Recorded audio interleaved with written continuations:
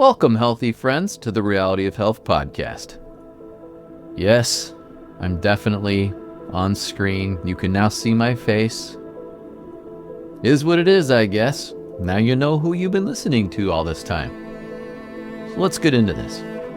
Today, we're talking about barriers. See, you have all these barriers in your body. You've got mucus.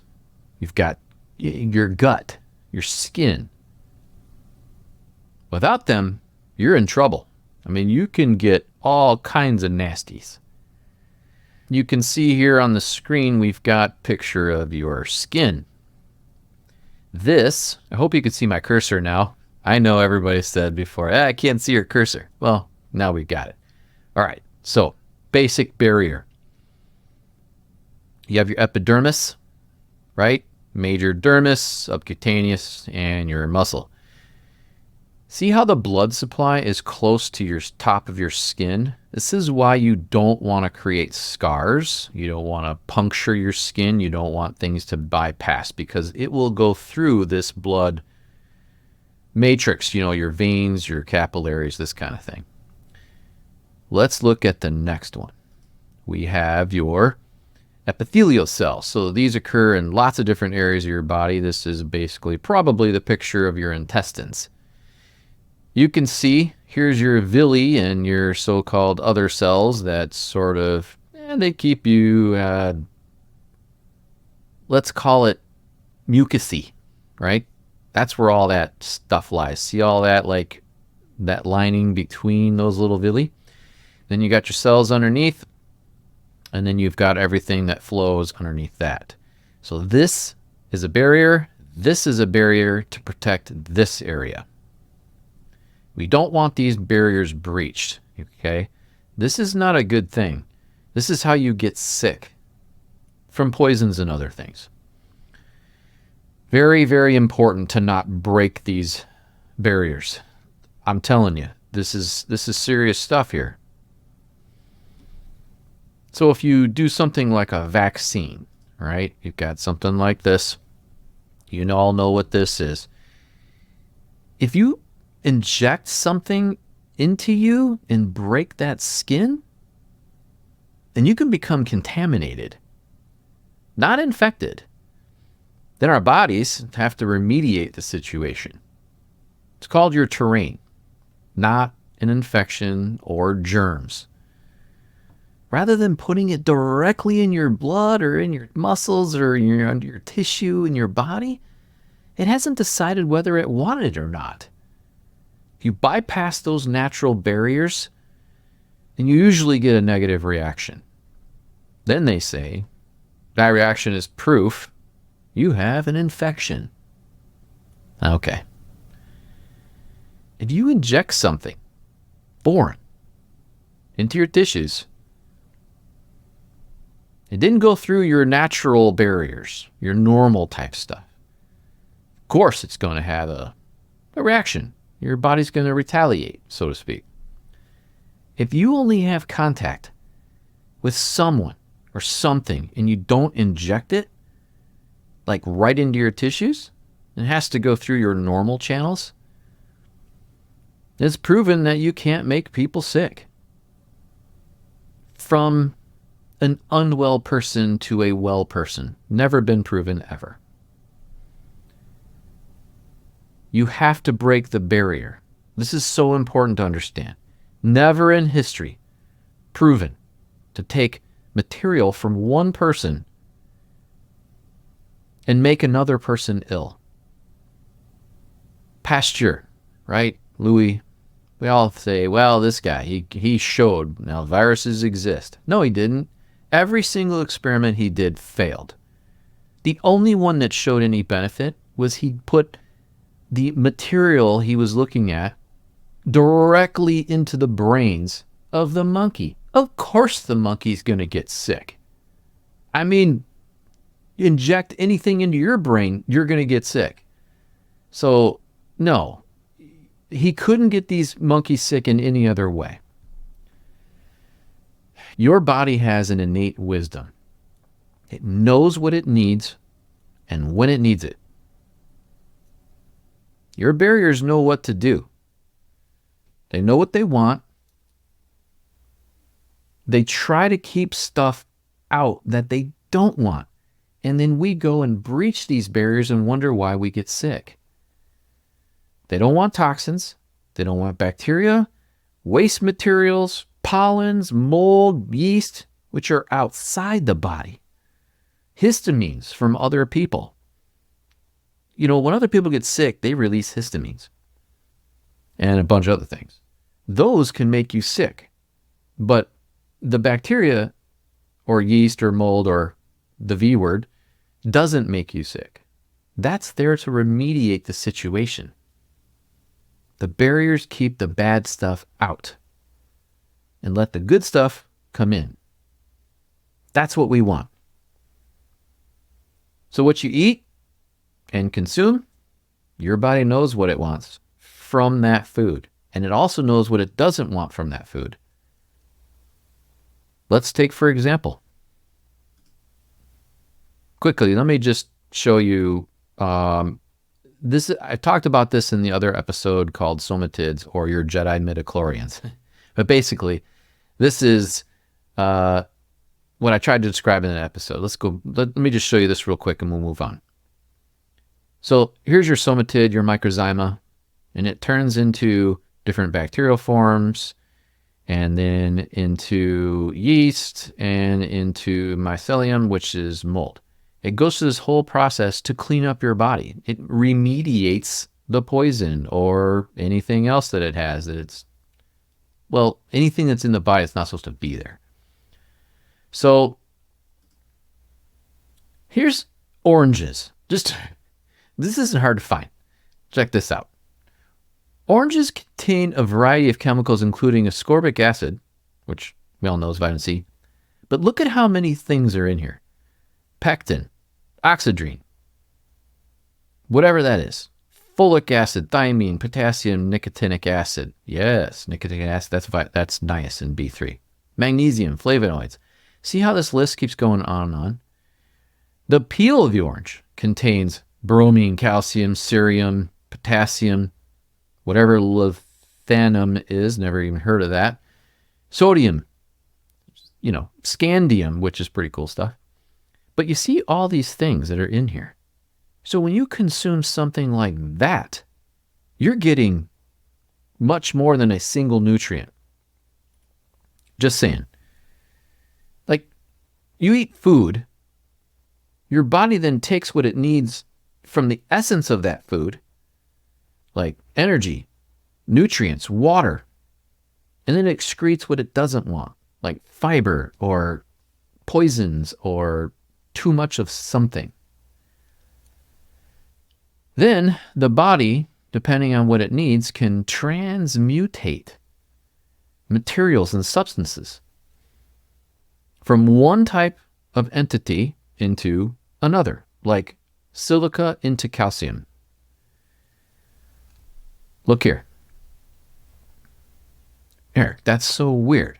There's no way the body can do that. Well, we had an episode on that. See here? Biological transmutation. Can organisms really do this? Combine elements together to produce new elements. Transformation of one element into another by radioactive decay. Shown that biological systems, chemical elements can be transmuted into other elements. And it goes on and on. Transmutation of cobalt and magnesium. Chemistry, alchemy, transmutation, philosopher's stone. 3 different sets of ideas and skills fed into the origin of alchemy.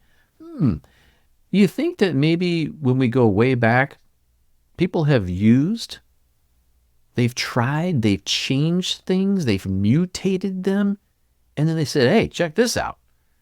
Well, they did. So, things like transmutation of light elements into plant, animals, and minerals. Biological transmutations. It's so interesting that the body can take something and transmit it into something else that it really needs at the time. And by the way, that's how cell salts work. Your body is so much smarter than just putting in a single nutrient or a substance. If you want to nourish the body, then food containing what you want is better. It's more than just chemicals. If you need a specific nutrient or substance, much better to get it in the form of food or liquid. So here's an example. Calcium from your food. You can see all the different types, right? You've heard this a million times in your life. It's true. Look at yogurt, cottage cheese, ricotta compared to a banana. You see? So, yes, you get a lot of calcium from spinach, but you also get a lot of anti-nutrients, and those block the absorption of spinach. My point is just, why not, if you want to get calcium, why not get it from food, which has lots and lots of other nutrients? You see, look at this. You have just a basic photo of food, right? Do you see straight calcium or just straight fat or zinc or vitamin A? No. Those are all inside food. So if you want a lot of vitamin A, then eat vitamin A rich foods. You're getting so much more in that food than just straight vitamin A. Let's look at ginger. Yes, everybody knows I love ginger. Well, look at this. 400 different compounds. So not just carbohydrates and lipids, terpenes, amino acids, ash, protein. Ash actually has minerals, by the way, and it's good for pH balance. Protein, phytosterols, all these vitamins and minerals. But the fact is, this is just from Science Direct. 400 different. There's more than 400. I've read books on ginger and they stopped counting at over 700. That's pretty amazing. And then for it to do things like helps you with arthritis and rheumatism, sprains, muscular aches, pains, sore throats, cramps, constipation, and on and on. How does it do all of that? It's just a little root. How can it do so many different things? It's because of all of these components, all the gingerols, all the 400 plus compounds, all working together as an energy. They have an effect on your body. Okay, let's look at collagen. You want protein? This is how you get the best form of collagen, right here. If you cool your bone broth and it doesn't do this, then that's not good bone broth. That means there's very little collagen in there. If you buy expensive, frozen, organic, this is what it'll look like if you put it in the refrigerator. If you make your own, this is what it'll look like. Anything outside of this, it's not bone broth.